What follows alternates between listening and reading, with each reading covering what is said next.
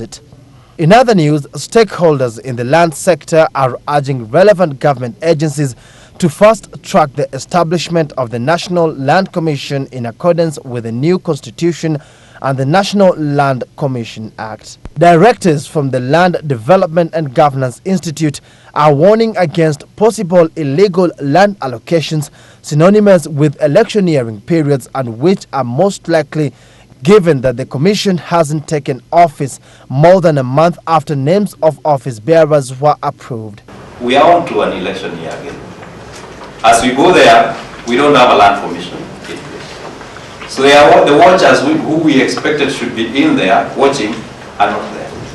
So there's a worrying concern that there could be irregular allocations pushed within that period. They argue that the derailment in establishing the commission is tantamount to future land disputes, more so when county governments will take shape.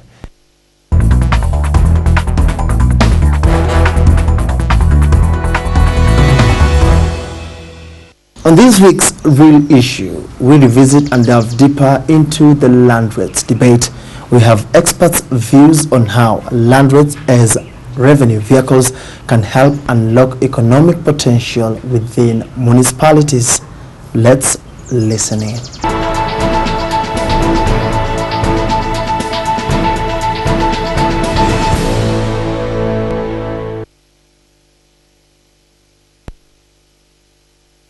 The month of August saw a flurry of activities across various municipalities in the country as property owners rushed to exploit amnesties extended to those who had defaulted on paying rates on their properties.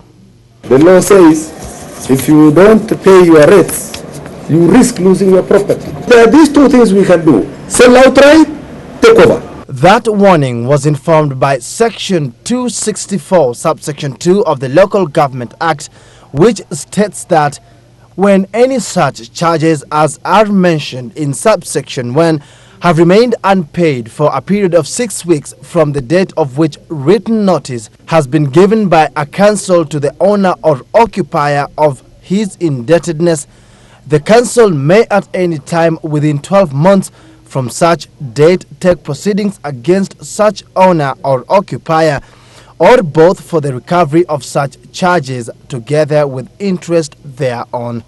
The presumption being that the council had already provided the services to you by cleaning the streets, by paying for the street lights, etc., and yet you as property owner, you have not made good your part of the bargain.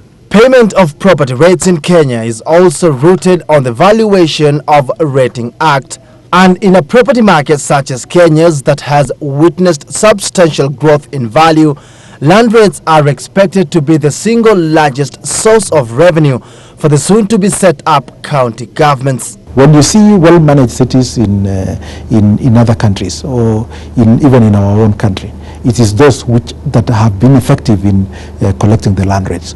What elements go into the land rates is actually it should be related to the economy and to the services that you provide.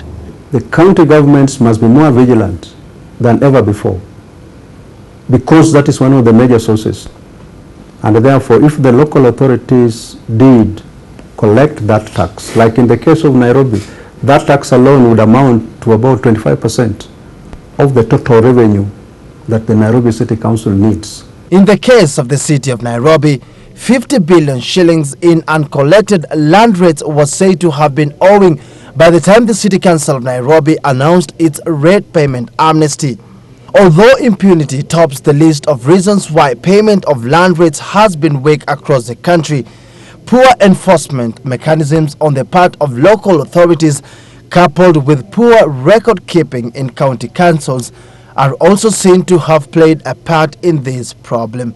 Records pertaining to property ownership changes are said to be poorly maintained by local authorities, a situation that has in some instances led to debate over who should pay land rates between, say, an initial property owner and a home buyer within an apartment block. The head lease, the lease for the mainland, is retained under a holding company, which then provides the subleases to the occupants, or rather to the purchasers of the various apartments. While the rates may actually be charged either way by the councils, the final user and the occupant of various apartments are liable to pay the rates because they enjoy the services provided by the various local authorities. Now, when property changes hands, the change of hands is done in the Commissioner of Lands Office. The local authority is supposed to get a copy of that transfer so as to make changes on its records as to who the rate payer is going to be in the following year. Depending therefore on how efficient the records get to the city hall, they would then be in a position to make amendments regularly. Going forward, it is high time the government considered a review of the basis on which it imposes land rates, which means taking a shift from the present land taxation regime in which land rates are calculated based on the undeveloped site value of a given property. Take this example: the Hilton Hotel in Nairobi's CBD is situated adjacent to the information center. The difference in height, width and business usage between the two structures is fairly obvious.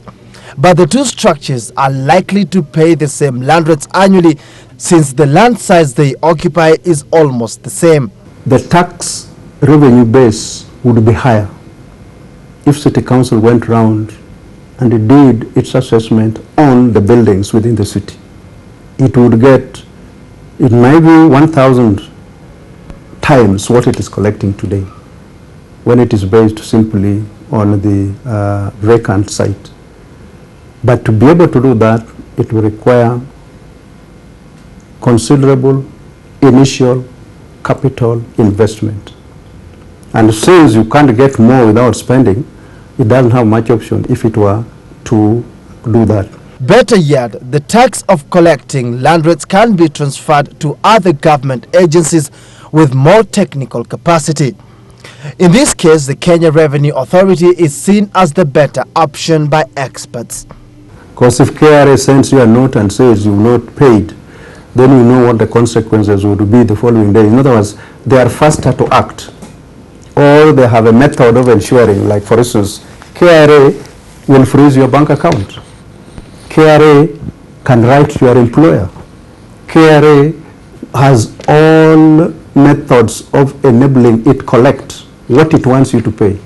These and other suggestions, however, call for more scrutiny as the country prepares to move into a devolved system of government.